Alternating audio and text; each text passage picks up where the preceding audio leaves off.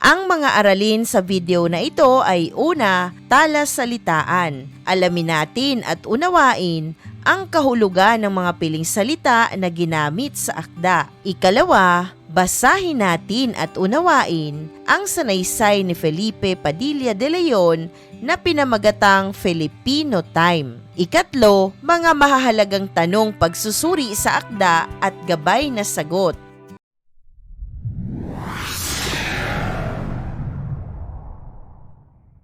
Dumako na tayo sa ating talasalitaan. Alamin natin at unawain ang kahulugan ng mga piling salita na ginamit sa akda. Unang bilang, kinagawian, nakasanayang gawin o paulit-ulit na ginagawa. Ikalawa, palatuntunan, programa, gabay sa mga pagkakasunod-sunod ng pangyayari sa isang okasyon. Ikatlo, naantala, naabala, pansamantalang huminto, naatraso o nagambala. Ikaapat, kapisanan, uri ng samahan, damayan o unyon, kumakatawan sa isang organisasyon. Ikalima, napangawitan, nakasanayan, nakagawian o kinaugalian. Ikaanim, palasak, kilala, karaniwan at laganap sa maraming lugar. Madalas naririnig o nakikita sa pang-araw-araw na buhay. Ikapito, bukang bibig, laging sinasabi o binabanggit o madalas sabihin. Ikawalo, dahop, salat, kulang, walang sapat na yaman o ari-arian at nangangailangan ng tulong pinansyal o material. Ikasyam, napagkasunduan, napag-usapan, napagpasyahan. Ikasampu, marangal, taong may malinis na kalooban, mataas na moralidad, integridad, kagandahang asal.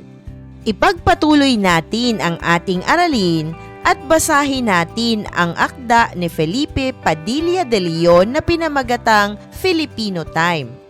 Isa sa napakapangit na kinagawian nating mga Pilipino ay ang pagiging lagi ng huli sa tinakdang oras na pinagkasunduan. Karaniwan ang isang palatuntunan ay hindi nasisimulan sa oras na dapat ipangsimula dahil sa wala pa ang panauhing pandangal o kaya'y ang punong abala ng palatuntunan. Gayun din, kulang pa rin ang mga tauhang magsisiganap o kung hindi naman kaya'y wala pa rin ang madlang siyang dapat sumaksi sa palatuntunan kung kaya't naaantala tuloy ang lahat. Sa mga tanghalang pangmusika tulad ng opera, konsyerto, recital at iba pang kauri ng mga ito, kaya isang karaniwan ng pangyayari ang pagiging lagi ng huli ng madlang manonood. Gayon din sa pagpupulong ng iba't ibang samahan, kapatiran o kapisanan. Kahit na nga ang mga ito'y binubuo pa ng mga taong wika nga'y may sinasabi o pinag-aralan. Napangawitan na ng marami sa atin ang dumating ng huli sa pinag-usapang oras. Ito ang sanhi kung bakit naging palasak na ang bukang bibig na Filipino Time o Oras Filipino na ang ibig sabihin ay sira, walang katiyakan, pagkat lagi ng atrasado. Tunay na nakatatawang nakakaawa para sa isang bansang katulad ng sa atin na naghahangad na magkaroon ng isang marangal at mataas na kalagayan sa lipunan ng mga bansang bihasa at malalaya kung mariringgan natin ang ating mga kababayan ng gaya ng mga sumusunod na pananalita. Hoy! Mamayang 7 ng gabi, American Time partner. Baka mahuli ka sa takdang oras.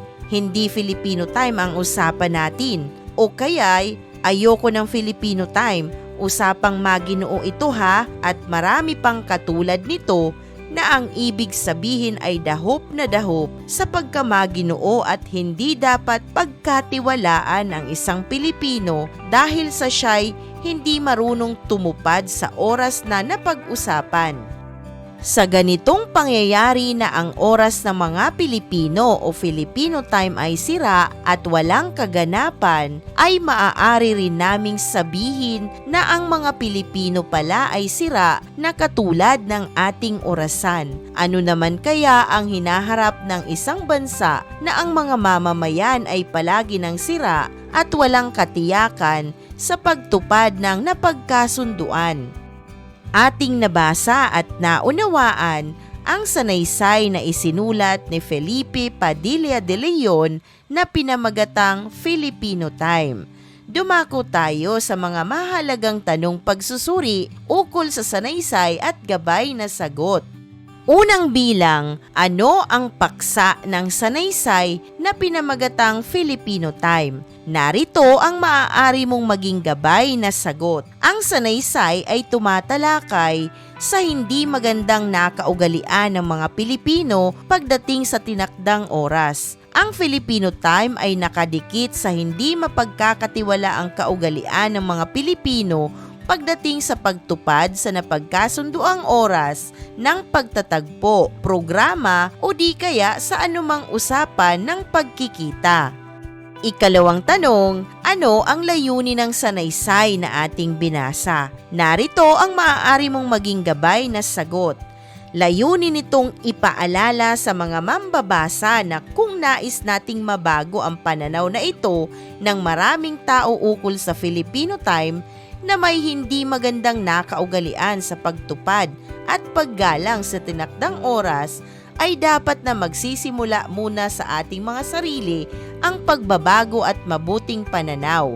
Ang anumang nasayang na sandali dulot ng pagiging huli sa oras ng tagpuan o simula ng anumang napag-usapan at napagkasunduan ay maaaring makaapekto sa anumang gawain natin sa araw-araw na itinakda. Kung sa negosyo o anumang kontrata ang pinasok natin at hindi natapos ayon sa tinakdang oras, baka tayo ay magmulta ng malaking halaga sa danyos o kaya pabayarin sa paglabag ng kasunduan. Mahalaga din na magamit sa makabuluhang bagay ang bawat oras natin ayon sa tinakdang mga gawain sa bawat araw. Ikatlo, anong ideya ang nais na ipabatid ng sanaysay sa mga mambabasa? Narito ang maaari mong maging gabay na sagot. Nais ng sanaysay na ipabatid sa mga mambabasa na hindi dapat tumatak sa isipan ng kahit na sino na kapag Filipino Time ay huling dumating o hindi sinusunod ang tinakdang oras na napagkasunduan. Nais din itong ipabatid na hindi ito magandang kinasanayan para gawing normal lamang at kalakaran sa anumang kadahilanan. Dapat nating igalang ang oras na napagkasunduan at ang Filipino Time dapat ay on time.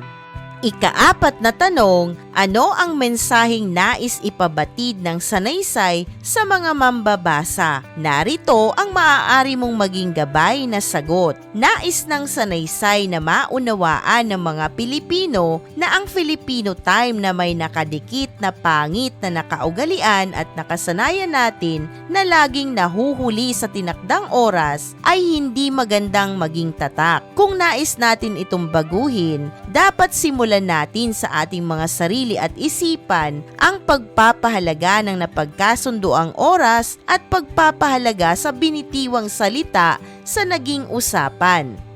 Hindi magbabago ang nakadikit na hindi magandang tatak sa Filipino Time kung patuloy nating ididikit ito sa American Time na ang ibig sabihin ay on time at ang Filipino Time ay huli sa itinakdang oras. Tila sinasabi na rin natin na tayong mga Pilipino ay hindi maaaring pagkatiwalaan pagdating sa naging usapan at tinakdang panahon na napagkasunduan. Tila minamaliit natin ang pagiging Pilipino at mainam pa rin ang dayuhan. Pagtibayin natin na ang ating kaugalian ay mahusay at hindi maaaring ikumpara sa anumang kaugalian ng dayuhan.